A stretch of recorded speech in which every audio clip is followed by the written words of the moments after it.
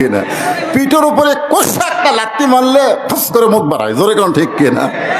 ওই দলের নাম হলো আওয়ামী লীগ। জোরে বলেন কি মিলে? আপনার ওই দলের লোক নাই বলেই তো বললেন আলহামদুলিল্লাহ। যদি থাকতেন ভাই,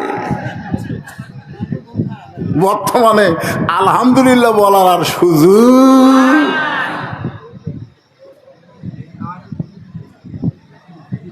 যদিও থাকেন, দল পরিবর্তন করার সুযোগ আছে না নাই? জোরে কেন আছে নাই? কিন্তু চিনে গেছে তো, এই শালারা এত খারাপ আছিল, বুঝলেন? সিনা টান করে ঘুরেছে, রংবাজি সন্ত্রাসী চাঁদাবাজি করার কারণে জনগণ এদেরকে চিনা ফেলে দিছে। আল্লাহ তাআলা আমাদেরকে শারীরিক সুস্থতা দান করে মানসিক প্রশান্তির জন্য এই জান্নাতের বাগানে কবুল করেছেন। এ কারণে খুশি না বেজার? তাহলে খুশি হলে আরেকবার বলি আলহামদুলিল্লাহ। আমাদেরকে আল্লাহ তাআলা ভাগ্য গুণে এমন একজন জাতির পিতা দান করেছেন। আল্লাহ কোরআনে বলেন, মিল্লাতা আবিকুম ইব্রাহিম ওয়া সাম্মাকুমুল মুসলিমিন। খুশি না বেজার? হ্যাঁ, যিনি আমাদের নাম রেখেছে মুসলমান। জন্মসূত্রে আমরা মুসলমানের ঘরে জন্ম নিয়ে আজকের এই মুসলমান হিসেবে পরিচয় দেওয়ার পারতেছি, এ কারণে কি কম খুশি? তাহলে বলি আলহামদুলিল্লাহ। আল্লাহ তাআলা শুধু মুসলমানের ঘরে কবুল করে নাই, আমাদেরকে বিশ্ব নবী, জরিকন কি নবী? যখন বলবো আমার নেতা তোমার নেতা, সকলে বলবেন বিশ্ব নবী মোস্তফা। আমার নেতা তোমার নেতা বিশ্ব নবীর চরিত্র ফুলের চাইতেও কওয়া লাগবে। হ্যাঁ, যেই বলো বিশ্ব নবীর চরিত্র, আপনার ফুলের চাইতেও পবিত্র। বিশ্ব নবীর চরিত্র, আমরা সেই নবীর উম্মত। যেই নবী, এই যে আমার রফিল ইসলাম খান ভাই বলল সাইয়েদে না, আমাদের নেতা। নেতা তোমরা যেই নেতার পিছনে ঘুরঘুর করছে, 1 মিনিটের মধ্যে 37 বার আপা আপা করে, তোমাকে বিপদে ফেলে দিয়া পলে গেছে। তোর কোন কথা ঠিক না? আর আমাদের নেতা লাইলাতুল মেরাজে জান্নাতের ভিতরে ঢুকেছেন। ফেরেশতা জিবরাইল বললেন, ইয়া রাসূলুল্লাহ, আপনি যদি ইচ্ছা করেন তাহলে জান্নাত থেকে বের না হলে আল্লাহ আপনাকে বার করে দিবার পারবে না। কারণ আল্লাহ কোরআনে বলেছেন, সালামুন আলাইকুম তিবতুম ফাদখুলুহা খালিদিন। কেউ যদি একবার জান্নাতে প্রবেশ করে, সে যদি ইচ্ছা না করে আল্লাহ তাকে জান্নাত থেকে বের করে দিবার পারবে না।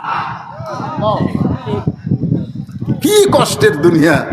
এই বছরে আপনার চাচা মারা গেছে, আপনার খাদিজা মারা গেছে, তাইফের ময়দানে গিয়ে আপনি রক্তাক্ত হলেন, আপনি জান্নাতের মধ্যে ঢুকছেন আর বাড়ান না। সঙ্গে সঙ্গে আমাদের নেতা নবী বললেন, জিবরাইল, আল্লাহ যদি আমাকে জান্নাতে থাকার জন্য ঢুকতে বলতো আমি ঢুকতামই না, আমি শুধু জান্নাত দেখার জন্য ঢুকছি। আমার উম্মতের জন্য, যারা আমাকে নেতা নবী হিসাবে মেনে নিয়েছে, তাদের জন্য আল্লাহ কেমন জান্নাত বানাইছে এটা দেখার জন্য ঢুকছি, থাকার জন্য না। আমি সেই দিন জান্নাতে থাকার নিয়তে ঢুকবো যেদিন আমার সমস্ত উম্মতকে আল্লাহ জান্নাত দিয়ে দিবে। তো যেই নেতা জান্নাতে যাও আমাদের কথা বলে নাই, আমরা সেই নেতা বাদ দিয়ে এলে পাইনসে নেতা।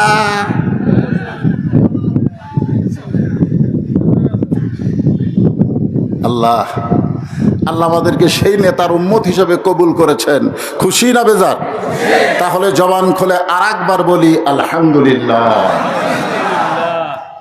এখন আসেন, আল্লাহর প্রশংসা করার কারণ হলো পবিত্র কোরআন। এবার তাকায় দেখেন তো, দেখেন। দেখছেন কেমন লাগে? ভুয়া ভুয়া কোরআন শরীফ না আপনারা এখন পর্যন্ত ধরলেন না এখন পর্যন্ত এটা ধরলেন না, তাহলে কেমনে ভালো কন? ও তালের মাথা। শোনেন, বাংলাদেশের মুসলমান তালের মাথায় আর চলা যাবে না। বহু তাল দেখছি আমরা, ঠিক কেন বলেন? বহু তাল হওয়ার পরে দেখলাম বাবা দেশ চালায়। বাবা 75 সালে সাইজ করে এক ভাই এসে দেশ নিল, জোরে কোন কথা ঠিক কিনা? ভাই যখন চলে গেল তখন ভাবি দেশ চলায়। ভাবির কাছ থেকে বাবার মেয়ে বুবু আবার দেশ নিল, আবার ভাবি, আবার বুবু স্বৈরাচার হলো। অনেক দেখেছি, আর দেখতে চাই না। এখন দেখতে চাই আল্লাহর কোরআনের বাংলাদেশ। জোরে বলেন কথা ঠিক কিনা?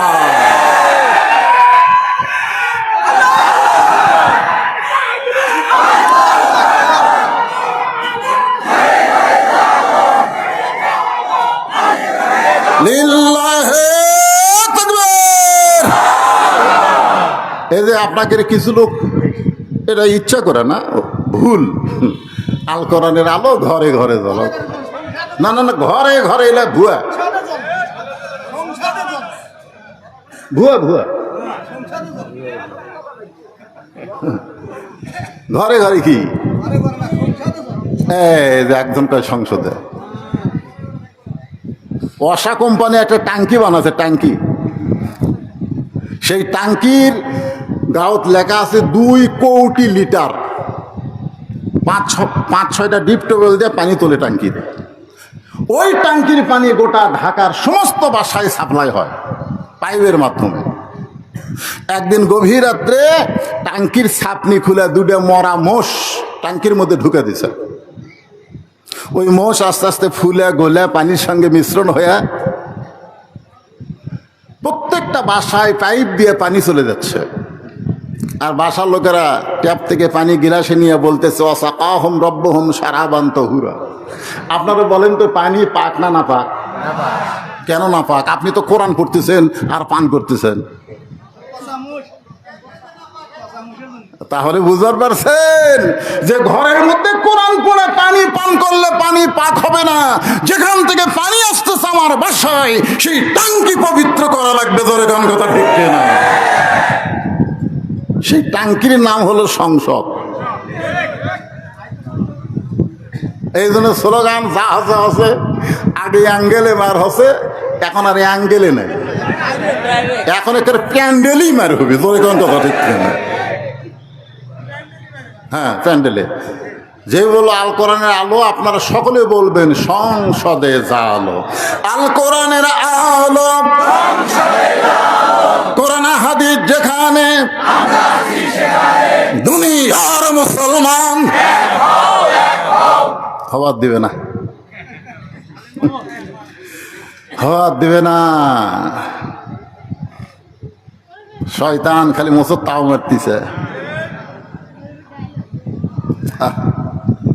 আল্লাহ কোরআনে বলেন, ইয়া আইয়ুহাল্লাযীনা আমানুত্তাকুল্লাহা হাক্কা তুকাতিহি ওয়া লা তামুতুন্না ইল্লা ওয়া আনতুম মুসলিমুন।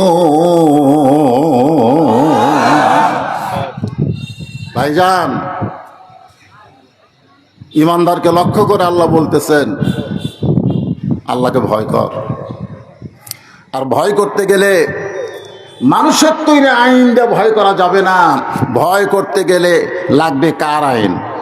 জোরে বলেন, কার আইন? হ্যাঁ, সবাই দেখেন, একটু প্রাণ ভরে তাকায় দেখেন। কষ্ট করে গরমের ভিতরে কোরআনে আলোচনা শোনার জন্য বসে আছেন। আমরা বাংলার মানুষ এখনো কোরআন দেখতে পাই নাই, তবে কোরআন শুনতে পাইছি। কারণ 50টা বছর যিনি কোরআনের হক তাফসীর করেছেন, শেষ জীবনে জেলখানায় কাটাইছেন, আর হাসপাতালে নিয়ে গিয়ে তাকে হত্যা করা হলো। জোরে কোন কথা ঠিক কি না? সেই কোরআনের পাখি আমাদেরকে কোরআন শুনাইছে, কলজা ভরা দিছে, এত সুন্দর কোরআনের তাফসীর করেছে, আমরা কোরআন শুনে শুনে পাগল হয়ে গেছি। কিন্তু শুধুমাত্র শোনার জন্য আল্লাহ কোরআন দেয় নাই, এই কোরআনকে বাস্তবে দেখার জন্য দিয়েছে। জোরে কোন কথা ঠিক কি না? কিন্তু আমরা দেখতে পাইনি।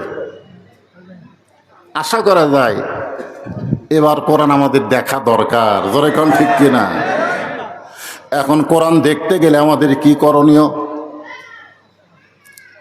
নবী যখন কোরআন তেলাওয়াত করেছে, গভীর রাত্রে চোরের মতন চুপি চুপি আবু জেহেল কোরআনের তেলাওয়াত শুনেছে। সারা রাত নবীর কোরআন তেলাওয়াত শুনেছে। সকালবেলায় গিয়া আবু জেহেল তার সভাসদ বর্গে বলতেছে, এত সুন্দর কোরআনের বাণী, রাতটা কোন দিক দিয়ে গেল আমি বুঝবারই পারিনি। সুবহানাল্লাহ বলেন না? আবু সুফিয়ান বলে, নেতা, যেই কোরআন শুনতে রাত কোন দিক দিয়ে গেল বোঝা যায় না, সেই কোরআনকে বাস্তবে গ্রহণ করলে অসুবিধা কি? আবু জেহেল বলতেছে, কোরআনকে যদি গ্রহণ করা হয় তাহলে তোর আমার নেতৃত্ব চলবে না, আসল নেতা হয়ে যাবে আব্দুল্লাহর এতিম পোলা। আজকে আমাদের বাংলাদেশে আবু জেহেল মার্কা নেতা যারা, তারা কখনোই চাবে না যে আল্লাহ ওয়ালারা, কোরআন ওয়ালারা নেতা হোক। জোরে বলেন কথা ঠিক কিনা? এই জন্যে কোরআনকে বাস্তবকে যদি আমরা দেখতে চাই তাহলে আমাদেরকে দুই হাত দিয়ে এই কোরআনটা ধরা লাগবে। পারবেন?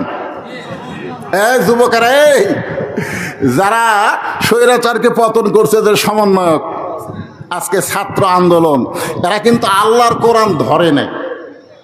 তুমি শুরু করছিল কোটা আন্দোলন, কোটা কোটা, সে থেকে আবার 9 দফা, সে থেকে 1 দফা। জোরে কোন কথা ঠিক কিনা? ওরা কিন্তু কোরআন শরীফ ধরে নাই। যাই হোক, যেভাবেই হোক আমাদের বাংলাদেশ আবার নতুন স্বাধীন হয়েছে। জোরে কোন কথা ঠিক কিনা? যার কারণে আমরা এই যে কথাগুলো বলার একটা সুযোগ পেয়েছি। অনেক রক্তের বিনিময়ে সর্বপ্রথম আমাদের রংপুরে একটা ছেলে সাইদ, আবু সাইদ, সে নিজের জীবন দিয়ে শাহাদতের মর্যাদা পেল। এরপরে অনেক শহীদের রক্তের উপর দিয়া আমাদের বাংলাদেশ আবার স্বাধীন হলো। জোরে কোন কথা ঠিক কিনা? আজকে আসুন এই কোরআনকে একটু ধরি। আপনি দৌড়ে এসে ধরতে পারবেন না, এটা ধরবার গেলে শর্ত আছে। আল্লাহ বলেছে, লা ইয়ামাসসুহু ইল্লাল মুতাহহারুন। ততক্ষণ পর্যন্ত তুমি কোরআন স্পর্শ করতে পারবে না যতক্ষণ পর্যন্ত তুমি পবিত্র না হবে। ওমর ফারুক কিন্তু তার বোনের কাছে যে কোরআন আসলো না, বলেছিল যে কি পড়লি গোপনে গোপনে, আমাকে একটু দে তো। তখন বোন বলল, ভাই এটা ধরবার গেলে পবিত্র হওয়া ছাড়া ধরার উপায় নাই। ওমর ফারুক চিন্তা করলেন, যেই কোরআনের আয়াত ধরবার গেলে পবিত্র হওয়া লাগে, সেই কোরআনটাই কি নিজের চোখে একটু দেখা দরকার। জোরে কোন কথা ঠিক কিনা? যার ওপর কোরআন নাজিল হয়েছে তাকে দেখতে গেছে। নবীকে হত্যা করবার চাইছিল, তখন কিন্তু নবী দেখতে যায়নি, নবীকে হত্যা করার নিয়তে তরবারি হাতে নিয়েছিল। এবার নবীর কাছে গিয়ে নবীর দিকে তাকায় দেখে, এইটা তো আমার মতো মানুষ না। সুবহানাল্লাহ না? নবী মোর নূরে খোদা, তার তরে সকল পয়দা, আদমের কলবেতে তারি নূরের রোশনী।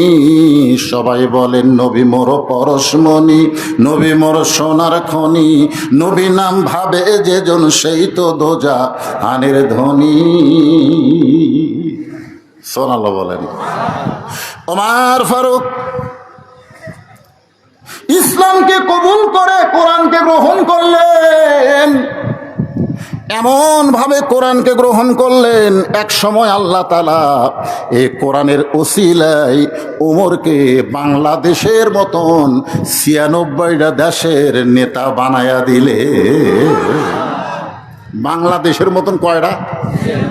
96টা দেশের নেতা বানাই দিলেন। শুধু কোরআন দেখবার যায়া উমরকে আল্লাহ নেতা করে দিলেন। জোরে কোন সুবহানাল্লাহ। মসজিদের মেম্বরে বসে ওমর ফারুকের মন বলতেছে, ওমর তুই অর্ধ পৃথিবীর খলিফা। এটা কিন্তু মুখ বলেনি, মন মন। ওমর ফারুক কয়, কে রে, আমি অর্ধ পৃথিবীর খলিফা? নফস। সাথে সাথে দুই হাত ডান গালে, বাম হাত বাম গালে চড় মারে। এমন সময় ওসমান গনি এসে সামনে দাঁড়ায় বলে, আমির আল মুমিনিন, আপনি কি পাগল হয়ে গেলেন?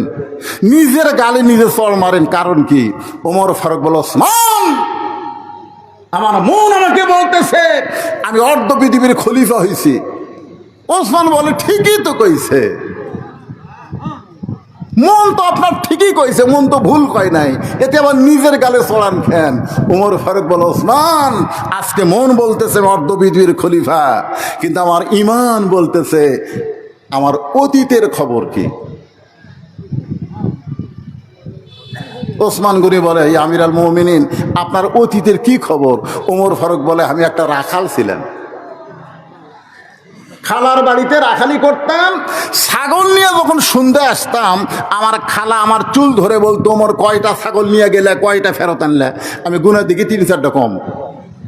আমি আবার দৌড় দিতাম, ছাগলগুলো কুড়ে নিয়ে এসে যখন খালারে দিতাম, খালা আমার কান ধরে বলতো, ওমর যেই ভুল আজকে করেছো, এই ভুল যদি আগামীকাল করো, তোমার রাখালির চাকরি আমি ক্যান্সেল করে দিব। আমি তখন খালার পা ধরে বলতাম, খালা, আমার রাখালির চাকরি ক্যান্সেল করে দিলে আমি থাকবো কোথায়, খাবো কি? একদিন যে ওমর রাখালির চাকরি রক্ষা করার জন্য খালার পা ধরে কেঁদেছে, আজকে সেই ওমর অর্ধ পৃথিবীর খলিফা হয়েছে। এটা ওমরের যোগ্যতাই নয়, এটা কেবলমাত্র আল্লাহর কোরআনের উসিলায়। ধরে বলেন কথা ঠিক ভাই রে, এটা সেই কোরআন। খালি গরিব গুরুবার ছোলের মাথায় কোরআনের পাগড়ি, আমরা হাফিজি পাগড়ি মাথায় পরাই দিলাম। আজকে মহিলা মাদ্রাসা খুঁজলে দেখেন, এলাকার মধ্যে ধনীর মেয়ে এই মাদ্রাসায় ভর্তি হয়নি। আমাদের মতন গরিবগুলা সব কোরআন ধরছে, আর ধনীগুলা সব ভার্সিটিতে গেছে। এখন আমরা গরিবগুলা যদি কোরআন থেকে হক কথা মসজিদের মেম্বারে বলবার চাই, ওই ধনী ঘুষখোর খালি এরকম গুজরে ওঠে, সুদখোর এরকম জোরে জোরে কাশে। ঠিক কিনা বলেন? কোরআনকে শুধু গরিবের জন্যই না, সবার জন্যে। হযরত ওমর অর্ধ পৃথিবীর খলিফা হইয়া নিজের চোখে আল্লাহর কোরআনকে দেখার জন্যে তিনি ছদ্মবেশে ঘুরতেছেন। আমার মা বোনেরা যারা পর্দার অন্তরালে আর মহিলা মাদ্রাসাকে টার্গেট করে আমি আপনাদের সামনে কথাগুলো বলতেছি।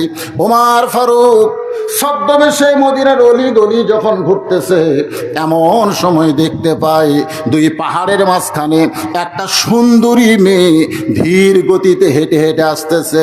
মেয়েটার সামনেও কোনো মানুষ নাই, পিছনেও কোনো মানুষ নাই। ওমর ফারুক মেয়েটার দিকে তাকায় বলতেছে, আলহামদুলিল্লাহ, আল্লাহ তোমার দুনিয়ায় এত সুন্দরী একটা মেয়ে। হয়তো আপনারা বলবেন, হুজুর ওমর ফারুক একটা মেয়ের দিকে তাকায়া এত সুন্দরী মেয়ে বলে আলহামদুলিল্লাহ বলল, এটা কি ইসলামে জায়েজ নাকি? ওমর ফারুক কিন্তু মেয়েটার চেহারা দেখে নাই, মেয়েটার আপাত মস্তক আল্লাহর আইন পর্দা।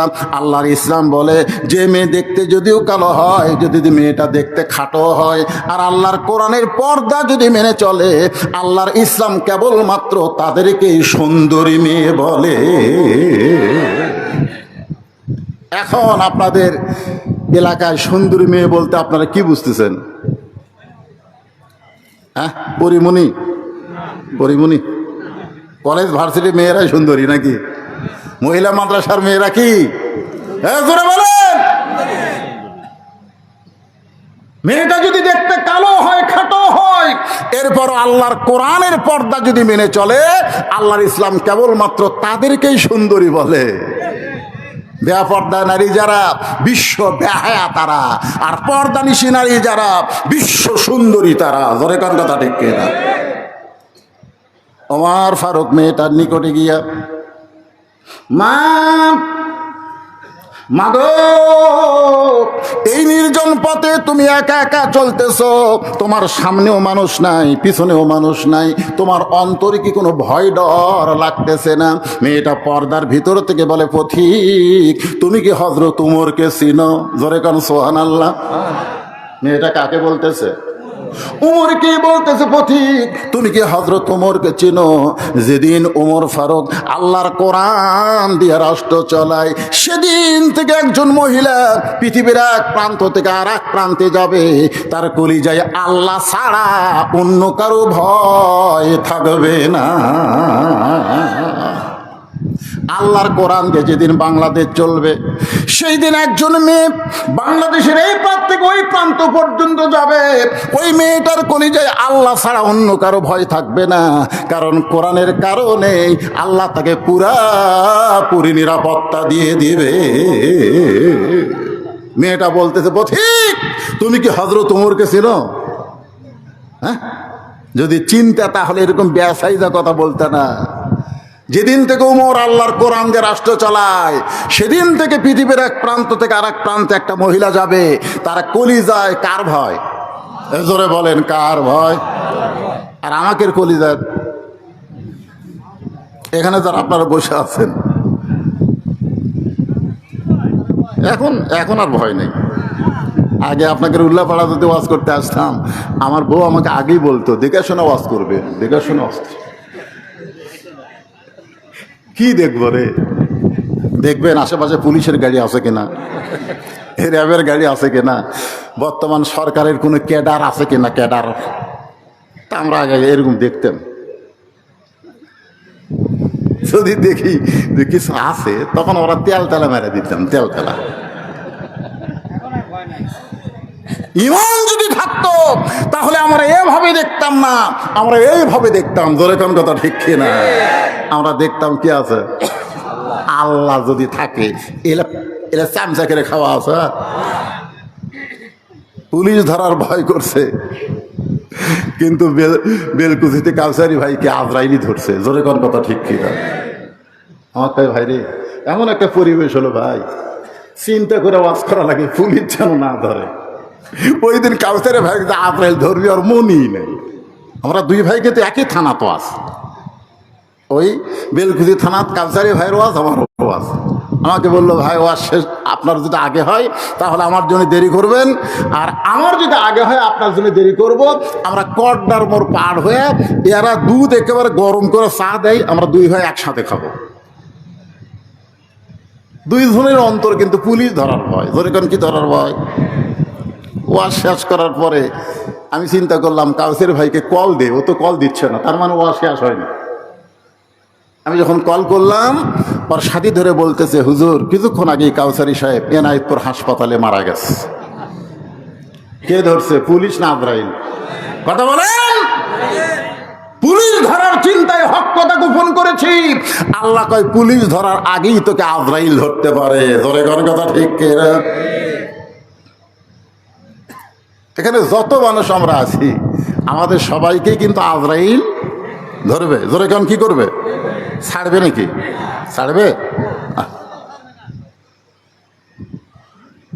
মিশে মায়াই বন্দি থাইকা করলাম কত খেলা,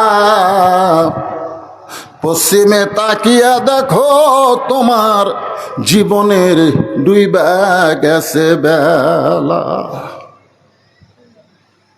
ওমার চোখের পানি বের করে বললেন, মা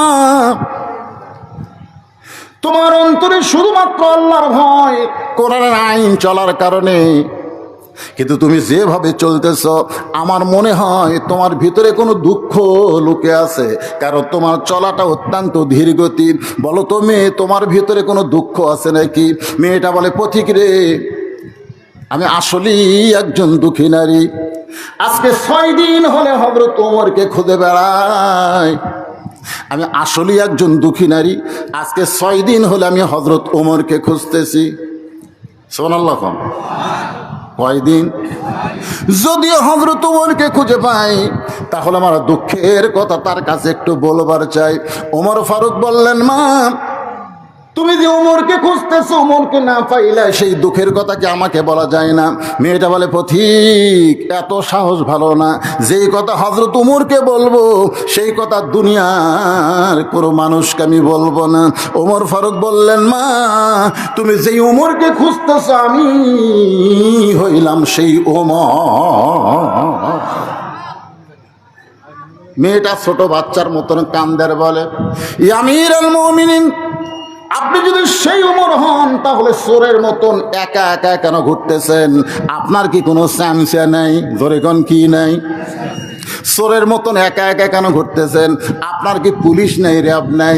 সঙ্গে সঙ্গে হযরত ওমর ফারুক কোরআন থেকে তেলাওয়াত করলেন, ইন্নামাল মুমিনুনা আল্লাযীনা ইযা যুকিরাল্লাহু ওয়াসিলাত কুলুবুহুম ওয়া ইযা তুলিয়াত আলাইহিম আয়াতুহু যাদাতুহুম ঈমানাও ওয়া আলা রাব্বিহিম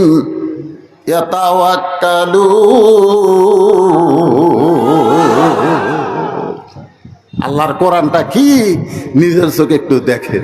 ওমর ফারুক বললেন, মা যেদিন থেকে কোরআন দিয়ে রাষ্ট্র চালায় সেদিন থেকে আমার ঈমান আমাকে বলে দিয়েছে দুনিয়ার কোনো পুলিশ রাপ লাগবে না, স্বয়ং আল্লাহ তাআলাই আমাকে হেফাজত করবে।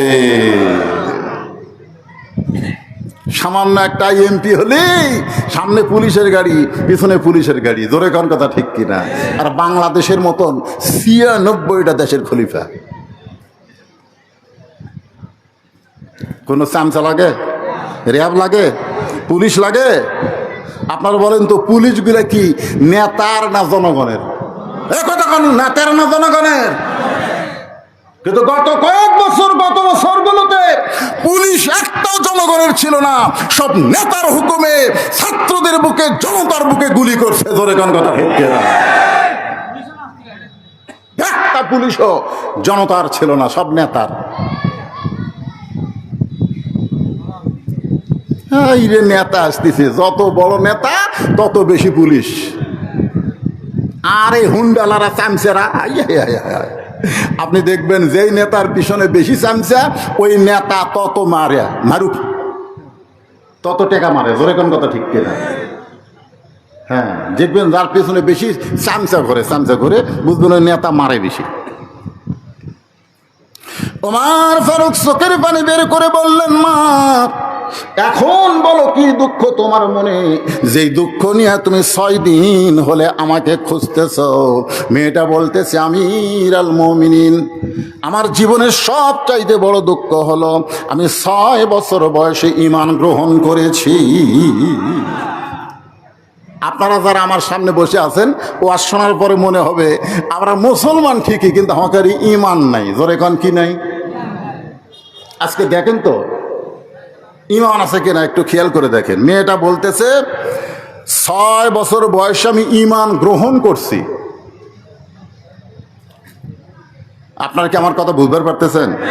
ঈমানের কলে বা পড়া আর ঈমান গ্রহণ করা দুইটা কিন্তু এক না। কারণ যুদ্ধের সময় আমার এলাকার অনেক হিন্দুরা কলমা পড়ছে, আরবি করে দেখলেই বলতো লা ইলাহা ইল্লাল্লাহ, লা ইলাহা ইল্লাল্লাহ, লা ইলাহা ইল্লাল্লাহ। তারিমেরা বলতো বিলকুল ঠিক হয়। এক হিন্দু চাচা আমাকে বলতেছে, হুজুর মুসলমানের কলমার দাম আছে। তা আমি কইলাম, আপনি হিন্দু হইয়া মুসলমানের কলমার দাম কেমনে বুঝলেন? যুদ্ধের সময় বুঝেছি। এই কলমা যতক্ষণ মুখত ছিল ততক্ষণ পাকিস্তানে আর্মি আমাকে গুলি করেনি। আমি বললাম, দাদা কলমা শুধু মুখে রাখার কারণে আর্মির গুলি থেকে আপনি বাইসে গেছেন।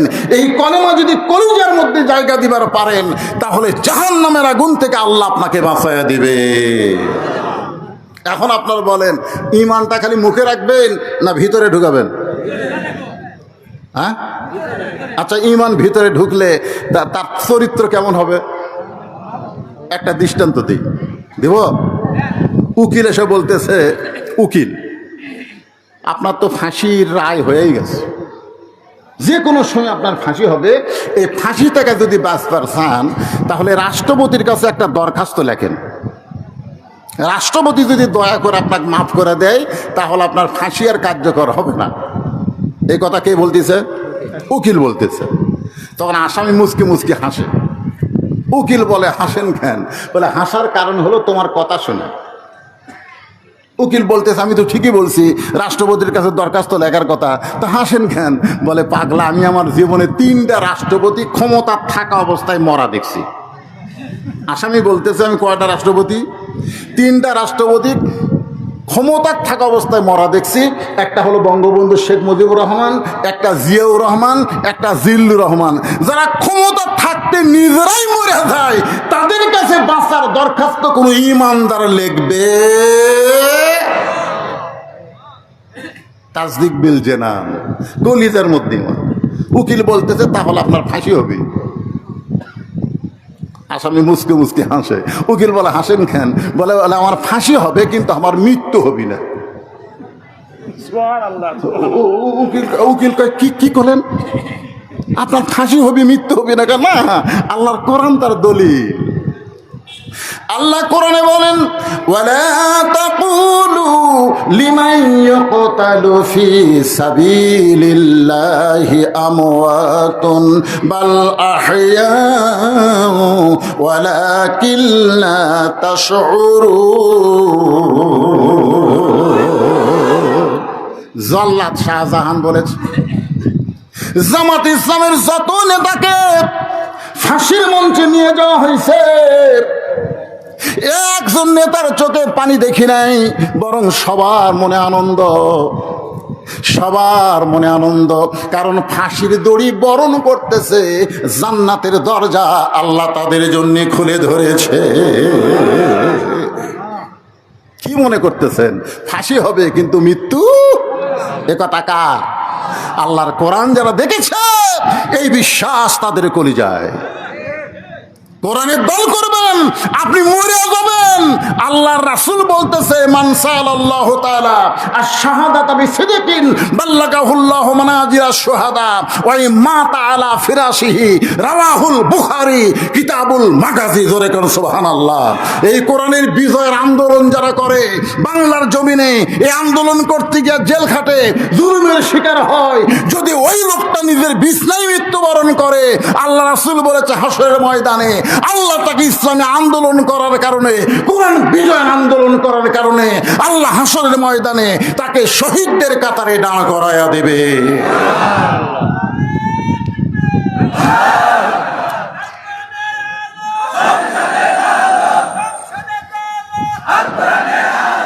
আপনারা কি মনে করতেছেন এই কোরআন, এই যে কোরআন আলোচনা শুনতেছেন, এটা শুধু কাগজে লেখা একটা কিতাব না, আপনাকে জান্নাতের দরজা পর্যন্ত পৌঁছানোর কিতাব। ধরে কোন ঠিক কিনা ভাইজান? এই যে মহিলা মাদ্রাসা, আমি এখানে ঢোকার পরই চিন্তা করলাম এলাকার মানুষ এত চালাক, রাবেয়া বশির বানাচ্ছে। ধরে কোন ঠিক কিনা? একটা পর্দানিশী, একটা মহিলা মাদ্রাসায় যে মেয়ে তৈরি হবে সে হবে পর্দানিশী। সে মেয়ে হবে উম্মুল খয়ের ফাতেমা। উম্মুল খয়ের ফাতেমার পেট থেকে যে সন্তান হবে তার নাম হবে আব্দুল কাদের জিলানী। কথা কন না কেন? মাদ্রাসায় ভর্তি হয়েছে 4 বছরে। ওস্তাদ কয় আব্দুল কাদের, তোর মা তোর হাফেজ বানাবার চায়। এখন কায়দা হাতে দিয়ে কয় আমার সঙ্গে বল আলিফ। আব্দুল কাদের কয় লাম মিম যালিকাল কিতাবুল লা রাইবা ফিহি হুদাল লিল মুত্তাকিন আল্লাযীনা ইউমিনুনা বিল গায়বি ওয়া ইউকিমুনাস সালাত ওয়া মিম্মা রাযাকনাহুম ইউনফিকুন। ওস্তাদ মারছে দৌড়। কে রে? এতদিন ধরে আমি আলিফ বা তা সা কই, আর এক আলিফ প্রতি লাম কয়ে শুরু করছে। তার মানে এই তো মানুষের বাচ্চা না, এই দিন পেতির হবি। ওস্তাদই ভয় ঠেলা দৌড়। অন্য ছাত্র শিক্ষক বলে হুজুর দৌড়ান কেন? জীবনে যেটা দেখিনি আজকে সেটা শুনতেছি। সবাই ঘিরে ধরছে। 4 বছরের বাচ্চা আব্দুল কাদের খালি ঝুঁকতিছে। ফাজিলাত কুলুবুহুম। যারা কোরআন পড়ে, আপনি মেয়ে মাদ্রাসায় আসেন বা ছেলে মাদ্রাসায় যান, দেখবেন ওদের মধ্যে একটা ঝোঁক আছে না নাই? জোরেখান আছে না নাই? একজন ওস্তাদ গিয়ে কোরআন শরীফ এরকম নিয়ে মেলে ধরছে। আব্দুল কাদের পড়তেছে আয়াতের পর আয়াত, ওস্তাদ দেখতেছে। যেই মাত্র 18 পারা কোরআন তেলাওয়াত শেষ, আব্দুল কাদের অটোমেটিক ব্রেক। আর কেন পারে না? ওস্তাদ বলে জানবার যদি চাও তাহলে আব্দুল কাদেরের মায়ের কাছে যাও। কেউ বলেনি যে বাপের কাছে যাও, কারণ সন্তান ভালো মন্দ এটা বাপের কারণে হয় না মায়ের কারণে হয়? কথা কর না কেন? ও যে ঘুরতেছে, ও যে বেড়াচ্ছে ওর পিছনে কারণ আছে। ওই যে ঘুরতেছে কোরআনের মাহফিল বাদ দিয়ে, খোঁজলে দেখেন ওই যখন মায়ের পেটতা ছিল, মাও পেটত দিয়ে গোটা পাড়া ঘুরিছে, ওই পেটের মধ্যেই ঘরণী ব্যারাম পাচ্ছে। জোরে কোন কথা ঠিক কিনা? হ্যাঁ, কি মন খারাপ করতেছে? কারণ সন্তান ভালো না মন্দ এটা যাচাই করবার গেলে মায়ের কাছে যাইতে হবে, বাবার কাছে যাওয়ার কোনো দরকার নাই। কারণ বাবা আনন্দে মাতিয়া সাগরে ভাসাইয়া সেই যে চইলা যায় খবর লয় না। মাজন ধরিয়া উদরে কতই যতন করে, 10 মাস পরে পায় প্রসবের বেদনা। ইমাম গাজ্জালী রহমতুল্লাহ আলাইহি বলেন, সন্তান যখন মায়ের পেটে জন্ম নেয় সঙ্গে সঙ্গে আল্লাহ মায়ের মাসিক ব্যারাম বন্ধ করে দেয়। প্রতি মাসে 3 দিন 5 দিন 7 দিন যে একটা ব্যারাম হতো, রক্ত বের হতো, নামাজ পড়া যাইতো না, রোজা করা যাইতো না, বাচ্চা আসার সঙ্গে সঙ্গে ওই ব্যারামটা আল্লাহ বন্ধ করে দেয়। বন্ধ করে দেওয়ার কারণে হলো ওই সন্তান পেটে আসার পর মার যেন কোনো ইবাদত নষ্ট না হয়। কারণ মায়ের ইবাদত শুধু মায়ের না, মায়ের ইবাদতে আল্লাহ সন্তানকে বড় করে দেয়। সন্তান যখন পেটে বাচ্চা নিয়ে রুকুর থেকে সেজদা যায়, ওই বাচ্চা পেটের মধ্যে একটা চাপ খায়। ফেরেশতারা বলে, মাবুদ তোমার বান্দি রুকুর থেকে সেজদাত গেল, পেটের মধ্যে বাচ্চা দিয়ে চাপা কষ্ট পাইল। আল্লাহ বলে, ফেরেশতা সাক্ষী থাক, যেই মা পেটে নিয়ে বাচ্চা নিয়ে নামাজ পড়ে, ও মা শুধু নিজে নামাজ পড়ে না, পেটের বাচ্চাকে ও নামাজি বানায়া দিল। পেটে বাচ্চা নিয়ে মা রোজা রাখে। শাশুড়ি বলে, ও মা এবার পেটে বাচ্চা আছে, এবার রোজা রাখো না, কারণ রোজা রাখলে বাচ্চা যদি শুকে যায়। বেটার বউ বলে, শাশুড়ি আপনি তাহলে আমাকে লিখে দেন যে আমি আর 1 বছর বাঁচবো, লিখে দেন। শাশুড়ি বলে, এটাকে লিখে দেওয়া যায়? তাহলে আপনি কেমন বলেন আমার পেটের বাচ্চা শুকে যাক, কিন্তু আল্লাহর হুকুম রোজা আমি বাদ দেব না। আল্লাহ কয়, বান্দি তুই রোজা থাকলি, তোর পেটের বাচ্চাকেও রোজার ট্রেনিং দিলি। জোরে কোন সুবহানাল্লাহ। কারণ মাও খায় না, বাচ্চারও খাওয়া হয় না। যেই মা পেটে বাচ্চা নিয়ে রোজা রাখছে, ওই মায়ের বেটা, ওই মায়ের সন্তান কোনোদিন বেরোজাদার হতে পারে? আজকে যেই শালারা রোজা থাকে না, খুঁজলে দেখবেন ওই যখন পেটাতে ছিল ওর মাও থাকেনি।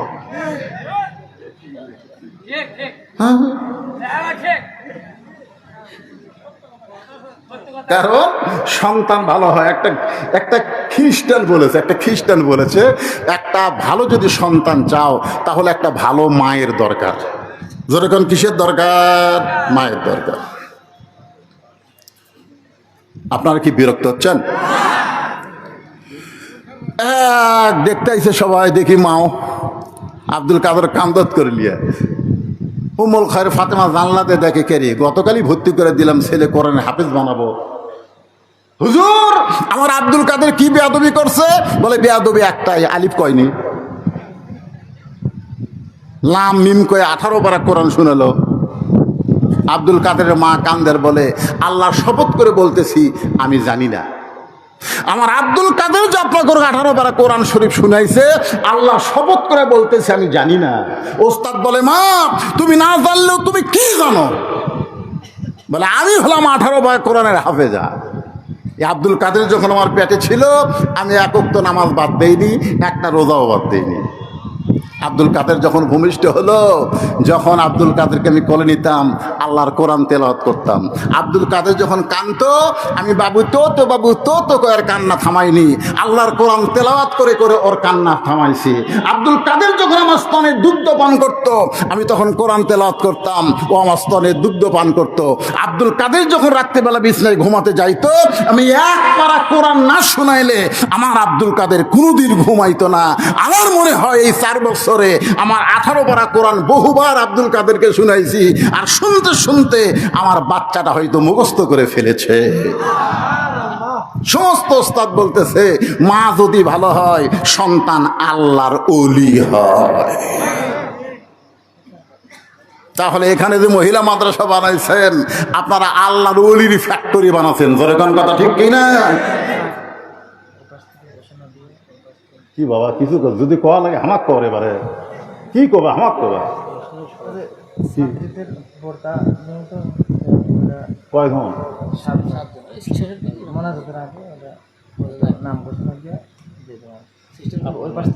বোরকা কি জন্য দিচ্ছে হাফেজ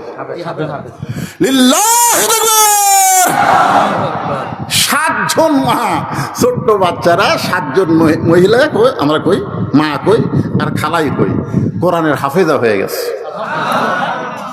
কি কথা সাতজন আলহামদুলিল্লাহ তাদেরকে বোরকা দেওয়া হবে ছেলে হলে এখানে মাথার পাগড়ি ফেরা দিতাম কিন্তু এরা মেয়ে তো এই জন্য এদেরকে বোরকা দেওয়া হবে আমি ওয়াজের শেষের দিকে দিয়ে দেবো ইনশাল্লাহ অভিভাবক এখানে নিবে এটাকে এখনই দিবেন না আপনার ওই মোনাজাতের আগে আপনার মাধ্যমে এই মাদ্রাসার জন্য কোনো টাকা টুকার দরকার নেই আছে হ্যাঁ উন্নয়ন করবে তা আমি সেই কথা তো বুঝাবার চাচ্ছি যে এই আল্লাহর অলিগের ফ্যাক্টরি মহিলা মাদ্রাসা এই ফ্যাক্টরি এখানে কি আম পর্যন্ত জারি থাক আপনারা কি চান কারা কারা চান আল্লাহ হাত দেখান তো দেখি লিল্লাহে তাকবীর আমি সবার কাছে না সবার কাছে আমার দরকার নাই কারণ যারা কোরআনকে মহব্বত করে কোরআনের পাগল আমি তাদের কাছে এই মাদ্রাসায় একটা করে কোরআন শরীফ এখানে কয়জন মেয়ে ছাত্রী আছে 100 জন ছাত্রী আছে 100টা কোরআন শরীফ এক কোরআন শরীফ মাত্র 500 টাকা কোরআনকে যারা ভালোবাসেন এতক্ষণ ধরে কোরআনে ওয়াজ শুনতেছেন আরো 1 ঘন্টা করব আপনারা শুনবেন মাত্র 500 টাকা আপনি দিবেন একটা কোরআন শরীফ দান করার সওয়াব আল্লাহ আপনার আমল নামায় দিয়ে দিবে সুবহানাল্লাহ জোরে কোন আর সুবহানাল্লাহ কোন না কেন আমি কি সবার কাছে চাইছি 100 জন তার মধ্যে একজন হাত তুলছে বাকি কোনো খাওয়া নাই বাজান লগত দেওয়া লাগবে আছে পকেট আছে 200 আছে না বাকি লয় তো আমি বাকি লেখেন না বাকির কোন কথা নেই লগত কোরআন শরীফ আর বাকি এটা ধান তুলতেছি আমি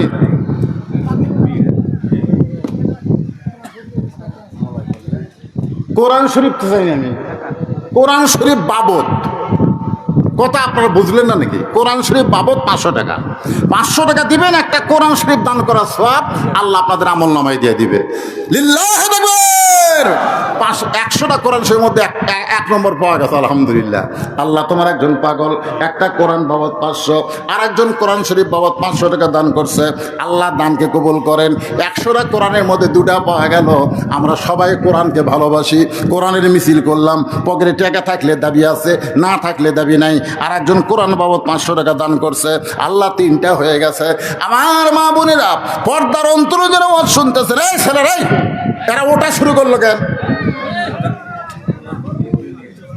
না যারা কোরআন শরীফ দিবেন তারা খালি উঠবেন 2 মিনিট কালেকশন 2 মিনিট সারা রাত না আর একজন একটা কোরআন শরীফ বাবদ 500 টাকা দান করেছে আল্লাহ দানকে কবুল করেন আল্লাহ বাপ মা আত্মীয় স্বজন কবরে গেছে এই যে কোরআন বাবদ 500 টাকা দান করলো এই দান করার কারণে বাপ মার কবরকে জান্নাতের টুকরা আল্লাহ কবুল করেন যাদের বাপ মা কবরে গেছে বাবার জন্য একটা কোরআন শরীফ দেন মায়ের জন্য একটা কোরআন দেন যদি না পারেন বাপ মা 2 জনের জন্য একটা কোরআন শরীফ দান করেন আর একজন কোরআন বাবদ 500 টাকা দান করছে আল্লাহ দানকে কবুল করেন আল্লাহ নেক নিয়ত নেগাসাপড়া করেন আর একজন কোরআন শরীফ বাবদ 500 টাকা দান করছে আল্লাহ দানকে কবুল করেন আল্লাহ যারাই যে নিয়তে দান করতেছে আল্লাহ সকলের নেক নিয়ত নেক আশাকে আল্লাহ আপনি কবুল করেন আল্লাহ তোমার নবীর এতিম মাদ্রাসা মহিলা মাদ্রাসাকে আল্লাহ কিয়ামত পর্যন্ত কবুল করেন একটু জিকির করি লা ইলাহা ইল্লাল্লাহ লা ইলাহা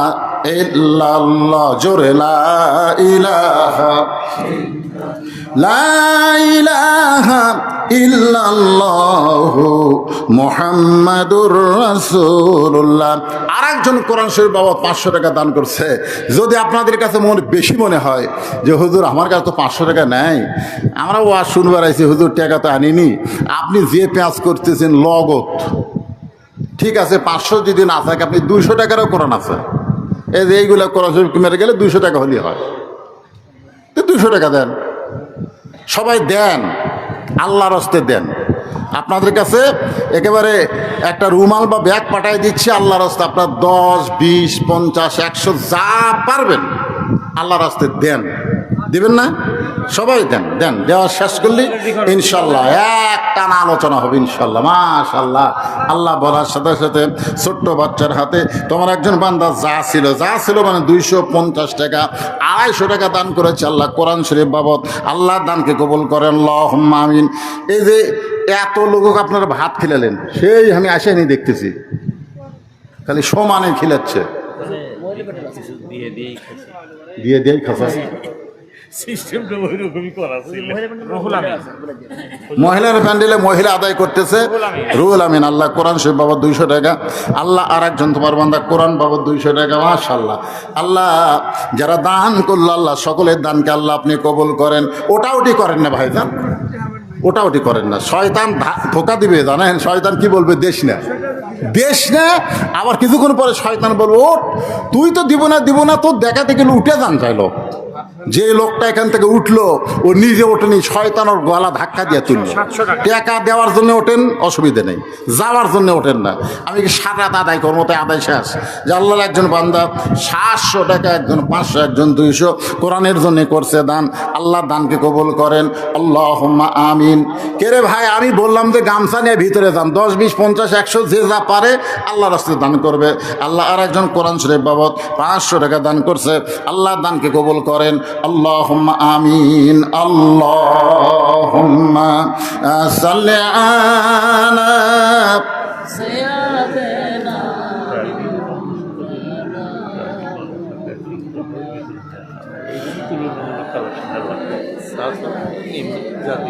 মাওলানা। আবার আমার কানে কানে বলে দিচ্ছে হুজুর এটা তো প্রাইভেট মাদ্রাসা। কি বিপদ রে সাহেব, তাই তো ওঠে গেলে। ঠিক আছে, যাক আলহামদুলিল্লাহ। আপনারা প্রাইভেট হোক আর সরকারি হোক, যাই হোক, কোরআনের নিয়তে তো আপনারা দিচ্ছেন। আল্লাহ নিয়ত দেখবে। আল্লাহ কি দেখবে? নিয়ত দেখবে। মাদ্রাসার ঘরই ঠিক মতো হয়নি। এই মাদ্রাসার ঘর করার জন্যে আপনি প্রাইমারি কন, হাই স্কুল কন, এগুলো সরকারি খরচে 5 তলা হচ্ছে, ঠিক কিরকম 3 তলা 4 তলা, নিজস্ব জায়গায় হয়নি। এই নিয়তে আপনারা দেন ভাই, দান ব্যথা যাবে না। এই দান হবে আপনাদের এই জান্নাতে সাফি হাবিবুল্লাহ। আল্লাহ রাসূল বলেছে দানকারী আল্লাহর দোস্ত। ধরে কন সুবহানাল্লাহ। হ্যাঁ, সবাই বসেন, আমি আবার আলোচনা করতেছি। আর আপনারা ওই বোরকাগুলো নিয়ে আসেন, আর যাদেরকে বোরকা দেওয়া হবে সে অভিভাবক বাবাদেরকে এখানে নিয়ে আসেন। আমরা দেখব কার সন্তান মেয়ে কোরআনে হাফেজা হলো, সে কেমন ভাগ্যবান বাবা। একজন কোরআনে হাফেজ নিজে জান্নাতে একাই যাবে না, তার বংশের ভিতর থেকে 10 জন যাদের উপর আল্লাহ জাহান্নাম ওয়াজিব করেছে, এইরকম জাহান্নামী মানুষদেরকে সুপারিশ করে ইমাম থাকলে এই হাফেজ জান্নাতে নিয়ে যাবে। জোরে কোন সুবহানাল্লাহ। এই জন্য যে 7 জনকে জাহান্নাম কয়টা? 7টা। এখানে 7টা হাফেজ হয়েছে মাশাআল্লাহ। 7 জনকে আমরা দেখব যাদেরকে বোরকা দেওয়া হবে তাদের অভিভাবকের হাতে। কি আধা মণ ধান এবং 100 টাকা দান করছে। আল্লাহ ইমদাদুলের দানকে আল্লাহ আপনি কবুল করেন আল্লাহুম্মা আমিন। প্রাইভেট মাদ্রাসা যখন বেশি চাপ দিয়ে আমি আদায় করব না, আদায় প্রায় শেষের দিকে। হ্যাঁ লেখেন এখানে। হ্যাঁ, এমদাদুল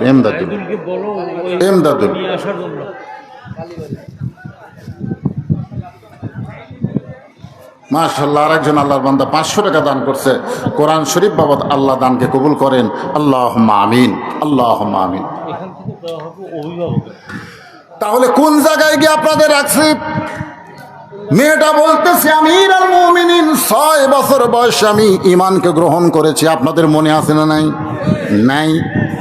কারণ ঈমানের কলেমা পড়া আর ঈমানকে গ্রহণ করা দুইটা কিন্তু এক না। বর্তমানে বাংলাদেশে আমরা ঈমানের কলেমা পড়েছি কিন্তু ঈমানকে গ্রহণ করে নাই। রাসূল বলেছেন ঈমানকে গ্রহণ করলে 3 ভাবে গ্রহণ করা লাগবে। ইকরার বিল লিসান, তাসদিক বিল জিনান, আমল বিল আরকান। এরই নাম হলো ঈমান। জবানে বলতে হবে লা ইলাহা ইল্লাল্লাহ। কলিজার মধ্যে ইমানের জায়গা দেওয়া লাগবে, আমলের মাধ্যমে ইমানকে গ্রহণ করা লাগবে। আজকে দেখেন ইমান গ্রহণ করার পরে সবচাইতে দামি আমল, আপনারা বলেন ভাইজান, ইমান গ্রহণ করার পরে সবচাইতে দামি আমলের নাম কি? এ কথা কয় না কেন? ইমানের পরে সবচাইতে দামি আমল হলো নামাজ। দামি আমল হলো নামাজ। স্বাধীনতার পর থেকে এ পর্যন্ত যত সরকার বাংলাদেশের ক্ষমতায় আইছে, তারা কোরআন নিয়ে আসে নাই, তারা মানুষের আইন নিয়ে আসার কারণে আমাদের বাংলাদেশের মুসলমানের উপরে নামাজের কোনো আইন পাশ করতে পারেনি। জোরে গণ কথা ঠিক কিনা? অথচ আল্লাহ কোরআনই বলেছেন, আল্লাযীনা ইম্মাক্কান্নাহুম ফিল আরদ, মুসলমানের মধ্যে কাউকে যখন ক্ষমতার চেয়ার দেওয়া হবে, ক্ষমতার মালিক তো মানুষ না, ক্ষমতার মালিককে। কিন্তু কাউকে যখন ক্ষমতার চেয়ার দেওয়া হবে, তার 1 নম্বর দায়িত্ব হলো পদ্মা সেতু নির্মাণ করা, 1 নম্বর দায়িত্ব হলো রাস্তার উপর ফ্লাইওভার করে দেওয়া, 1 নম্বর দায়িত্ব হলো ট্যানেল করা। এগুলো একটা 1 নম্বর দায়িত্ব না, 1 নম্বর দায়িত্ব হলো আকামুস সালাত, নামাজ কায়েম করা। আমাদের বাংলাদেশে গত সরকার অনেকগুলো মসজিদ বানাচ্ছে। জোরে কোন কথা ঠিক কিনা? কথা কন না কেন? আপনাকে রে উল্লাপাড়ায় মসজিদ নাই? এই একটা মসজিদ সরকার বানা দেয়নি? কি মসজিদ? মডেল মসজিদ। আপনারা বলেন তো, মডেল মসজিদে যখন আজান দেয়, আজান দেওয়ার সময় মুসলমানেরা কি বেড়া থাকে না মসজিদের মধ্যে যায়? কথা হয় না? মুসলিম যায়? আপনারা বলেন তো, সবচাইতে বড় সন্ত্রাসী কারা? সবচাইতে বড় সন্ত্রাসী হলো আজান দেওয়ার পরে মুসলমান দাবি করে নামাজ পড়ে না, এরাই হলো সবচাইতে বড় সন্ত্রাসী। জোরে কোন কথা ঠিক কিনা? এই যে কোরআন দেখবেন না, কোরআন যদি বাংলাদেশে দেখতে চান, কোরআনের সমাজ যখন চালু হবে আমাদের বাংলাদেশে, তখন 1 নম্বর আনে হবে নামাজ কায়েমের বিল পাস হবে। জোরে কোন কথা ঠিক কিনা? যদি সরকার আইন করে দেয় মডেল মসজিদে আজান হবে, আজান দেওয়ার পরে যে ছেলেরা বাইরে ঘুরবি, একে পাশার কাপড় তুলে 5টা করে বাড়ি। কয়টা করে বাড়ি? আচ্ছা, এই আইন যদি সরকার করে, তাহলে আপনারা বলেন যে ছেলেগুলা কি বাইরে ঘুরবে? অন্তত পিটন খাওয়ার ভয়ে মসজিদের মধ্যে ঢুকবে। যেই মসজিদের মধ্যে ঢুকবে, আল্লাহ বলতেছে, আল্লাহুম্মা আফতাহলি আবওয়াবা রাহমাতিক, তুই যখন পিটন খাওয়ার ভয়ে আমার ঘরে ঢুকলি, আমি তোকে রহমতের কোলে উঠাইয়া নিলাম। আর আপনি যখন রহমতের কোলে উঠলেন, তখন দায়িত্ব কি হলো? ইন্নাস সালাতা তানহানিল ফাহশাই ওয়াল মুনকার। একমাত্র নামাজই পারে মানুষকে যাবতীয় খারাপি থেকে বাঁচাই দিতে। আজকে বাংলাদেশে যারা টাকা পাচার করছে, যারা আজকে বাংলাদেশে হাজার হাজার কোটি টাকা বাংলাদেশ থেকে বিদেশে পাচার করছে, এই শালারা কি নামাজি? ফাওয়াইলুল লিল মুসাল্লিন, নামাজি হলেও ফাওয়াইলুল। বুঝেন না? বুঝেন? আপনাকে এলাকায় মসজিদ দোতলা আছে না নাই? এই কথা কোন আছে না নাই? আপনারা বলেন তো, সত্যি করে বলেন, দোতলা মসজিদ কি 5 ওয়াক্ত নামাজের জন্যে না জুম্মার নামাজের জন্যে?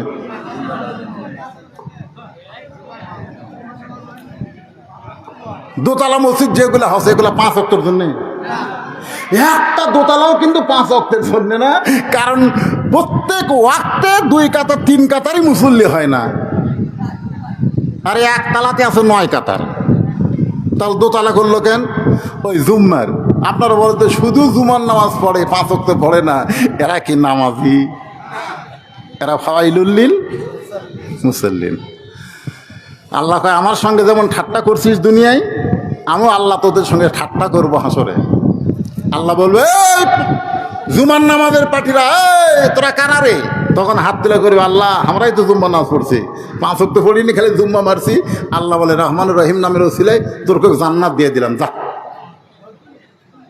তখন জুম্মা পার্টি সেই খুশি হয়ে মারবি দৌড়, বেহেস্তের কাছে দেখবে দরজার বিশাল একটা তালা। আল্লাহ আমাদের বেহেস্ত দিলেন, কিন্তু তালা আছে। আল্লাহ কয়, ভালো করে খুঁজে দেখ, চাবি আছে। আর ভালো করে খুঁজে দেখবে চাবি একটা আছে, তালার মধ্যে ঢোকে ঠিকই, কিন্তু ঘোরে না। আল্লাহ চাবি তো পাইলাম, ঢুকালামও, কিন্তু ঘরে না যে। আল্লাহ কয় তালার মধ্যে 5টা দাগ আছে, তোকে চাবির মধ্যেও 5টা দাগ থাকা লাগবে। এখন তোরা দেখ তো, তোরা যে চাবি ঢুকাইছিস এর মধ্যে কোনো দাগ আছে? আল্লাহ আমাদের চাবি না, তেল তেলা দাগ। বলে কিসের দাগ আল্লাহ? আল্লাহ কয় 5 ওয়াক্ত নামাজের দাগ রে। তালার মধ্যে 5 ওয়াক্ত নামাজের দাগ আছে, এই দাগে দাগে মিল খাবি, কুট্টুস করে খুলবি। জুম্মা মারছি আল্লাহ 5 ওয়াক্ত। আল্লাহ কয় জান্নাত দেখা হলো, ধোকা হলো না। জান্নাত দেখা হলো, ঢোকা হলো না।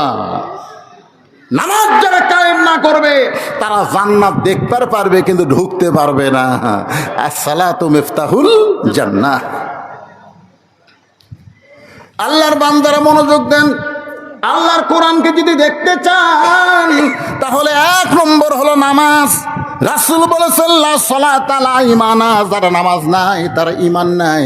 লা সালাতা লা দীনা, যারা নামাজ নাই তার কোনো ধর্ম। এখন আপনারা বলেন, আমার সামনে বসে যারা আওয়াজ শুনতেছেন, কারা কারা এশার নামাজ পড়েননি?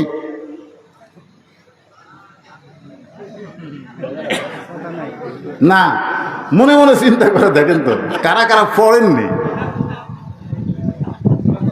এই যারা যারা এশার নামাজ পড়েননি তারা যদি ফজর আগে মরে যান, মনে করেন আপনি এশার নামাজ পড়লেন না, ফজর আগে মরে গেলেন, আমাদের মতন কত হুজুর আপনার জানাজাত গেলে আপনি জান্নাতে যাবেন। যেই ব্যক্তি এশার নামাজ জামাত আদায় করেছে, ফজরের নামাজ পড়ার আগে তার যদি মৃত্যু হয়, সে একটা মানুষ যদি তার জানাজায় না যায়, এশার নামাজের কারণে আল্লাহ তাকে জান্নাত দিয়ে দিবে। আর যেই বেটা এশা পড়েনি, ফজর না পড়ার নিয়তে শুইছে, আর গভীর রাত্রে হার্ট ফেল করে মারা গেছে, 1 কোটি মানুষ আর জানাজাত দোয়া করলেও ও জান্নাত পাবে না, কারণ নামাজ বাদ দেওয়ার কারণে সে কাফের হয়ে মারা গেছে। জোরে কোন কথা ঠিক কিনা? বাইনাল আবদি ওয়াল কুফরি তারকুস সালাত। বান্দার কাফের পৃথক করা জিনিসটার নামই হলো নামাজ। এখন আল্লাহর কোরআনকে দেখতে গেলে, এই কোরআনকে যদি আমরা গ্রহণ করি, ঈমান গ্রহণ করার ব্যাপারে 1 নম্বর আমলের নাম হলো নামাজ। যেরকম 1 নম্বর আমলের নাম কি? এখন আপনারা কারা কারা ফজরের নামাজ পড়বেন না? হাত তোলেন। এইদিকে কথা কে কয় রে? কারা কারা ফজরের নামাজ পড়বেন না? দিকে হাত তোলেন তো দিকে। তার মানে সবাই পড়বেন ইনশাআল্লাহ। আপনারা যদি সবাইও পড়েন তারপরে কোরআন দেখতে পাবেন না, কারণ সবাই পড়বেন আজকে হুজুরের কথা অনুযায়ী 1 বার, বারবার মসজিদে ঢুকতে পারবেন না। কারণ মসজিদ ঢুকতে গেলে নামাজ কায়েমের আন্দোলন, নামাজ কায়েমের বিধান আল্লাহর কোরআন দিয়ে বাংলার জমিনে চালু করতে হবে। ধরে কোন ঠিক? 2 নম্বর হলো যাকাত দেওয়া লাগবে। যার উপর নামাজ ফরজ, সে যদি সামর্থ্যবান মানুষ হয় তার উপর আল্লাহ যাকাত ফরজ করেছে। 100 টাকায় 2.5 টাকা। জোরে বলেন কয় টাকা? এই মনোযোগ দিয়ে শোনেন, কয় টাকা? যদি কোরআন দিয়ে বাংলাদেশ চলে তাহলে গরিব মানুষ কোনো ধনীর বাড়িতে যাওয়া লাগবে না, বরং ধনী মানুষরাই গরিবদের বাড়িতে ঘুরবে। সুবহানাল্লাহ। যেদিন আল্লাহর কোরআনকে বাংলাদেশে দেখবেন সেদিন একটা গরিবও ধনীর বাড়িতে যাবে না। কারণ যাকাত দেওয়া লাগবে না চাওয়া লাগবে? এখন দেওয়া না চাওয়া? এখন বাংলাদেশে যাকাত চাই। চাচা আমাকে না যাকাত দিবেন চাচা? চাচা কয় আমার বহু লোক আছে ভাই। আমি দেখি চাচা ই কয় ভাই না দাও। আর কোরআন যখন চালু হবে 1 ব্যাগ টাকা নিয়ে ঘুরতেছে 7 দিন। যেই দরজাতে যায় গরিব কয় আমার যাকাতের টাকার দরকার নেই, ইয়াকা নাবুদু ওয়া ইয়াকা নাস্তাইন। আমি যখন নাচ পড়ে আল্লাহর কাছে সাহায্য চেয়েছি, ভাই তোর যাকাতের টাকা আমার দরকার নেই। যার কাছে যাই তাই দরজা বন্ধ করে। 7 দিন ধরে 1 ব্যাগ টাকা নিয়ে ঘুরছে, একটা গরিবও দরজা খোলেনি। আল্লাহ কয় আল্লাহ আমাকে তুমি গরিব করে দাও। এই যাকাতের টাকা নিয়ে মানুষের দরজায় দরজায় আর ঘুরবার পারতেছি না। আল্লাহ বিরক্ত হয়ে গেছে। কয়দিন? 7 দিন। মনের দুঃখে মরুভূমির মধ্যে গেছে, যে দেখে একজন বস্তা পাতার দিয়ে শুয়ে আছে। বেহাগালা ভাবতেছে যাক আল্লাহ তুমি রহম করছো, একটা গরিব পাচ্ছি পারে। ওই এখন ওই বস্তা লাগ দেখে বুঝলেন জোরে সালাম মারছে, আসসালামু আলাইকুম। বস্তাটা লাভ দৌড়ে বলতেছে আলহামদুলিল্লাহ। বেগালাকে কেন সালাম দিলাম, ওয়ালাইকুম আসসালাম না কয়ে আলহামদুলিল্লাহ কেন? বলে 15 দিন হলে 1 বস্তা টাকা নিয়ে ঘুরতেছি ভাই, একটা গরিব নাই। তোকে দেখা গরিব মনে করে আল্লাহ শুক্র আদায় করছি। আমি ঘুরি ব্যাগ লিয়ে, তুই ঘুরিস বস্তা লিয়ে, তাহলে গরিব গেল কোথায়? আস্তাইনু বিসসবরি ওয়াসসালাহ। দুইজন আল্লাহর নামাজ পড়ে আল্লাহর কাছে কান্দে, আল্লাহ ওই 7 দিন হলে ব্যাগ লিয়া ঘুরতেছে, আমি 7 দিন হলে 1 বস্তা টাকা লিয়া জাকাতের ঘুরতেছি, গরিব গেল কোথায়?